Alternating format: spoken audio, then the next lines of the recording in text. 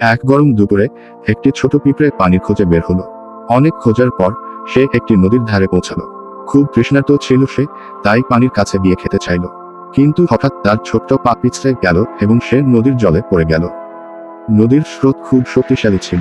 পিঁপড়েটি প্রাণপণে ভেসে থাকার চেষ্টা করছিল, কিন্তু ধীরে ধীরে ডুবে যাচ্ছিল। সে বুঝতে পারছিল এবার আর বাঁচা সম্ভব না। ঠিক তখনই একটি দয়ালু পাখি পাশের গাছে বসেছিল। সে দেখতে পেল পিঁপড়েটি বাঁচার জন্য লড়াই করছে। দেরি না করে পাখিটি গাছ থেকে একটি সবুজ পাতা ছিঁড়ে নিয়ে তা নদীতে ফেলে দিল। পাতাটি পিঁপড়ের কাছে এসে পড়ল। পিঁপড়েটি সঙ্গে সঙ্গে সেই পাতার ওপর উঠল।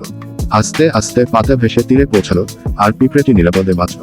সে কৃতজ্ঞচিত্তে পাখিটির দিকে তাকিয়ে রইল, যেন বলছিল, ধন্যবাদ বন্ধু। কয়েকদিন পর পিঁপড়েটি হঠাৎ সে দেখতে পেল এক শিকারী লুকিয়ে বসে আছে, হাতে চাল। সে অপেক্ষা করছে কখন পাখিটি তার ফাঁদে ধরা পড়বে। পিঁপড়ে বুঝতে পারল, হুশ করে পিঁপড়েটি দৌড়ে গেল শিকারীর পায়ের কাছে এবং জোরে কামড় বসিয়ে দিল। ব্যথায় শিকারী হঠাৎ চমকে উঠল এবং তার জাল ফেলে দিল। এই সুযোগে পাখিটি দ্রুত উড়ে পালিয়ে গেল। পিঁপড়ে খুব আনন্দ পেল, কারণ সে তার বন্ধুকে বাঁচাতে পেরেছিল।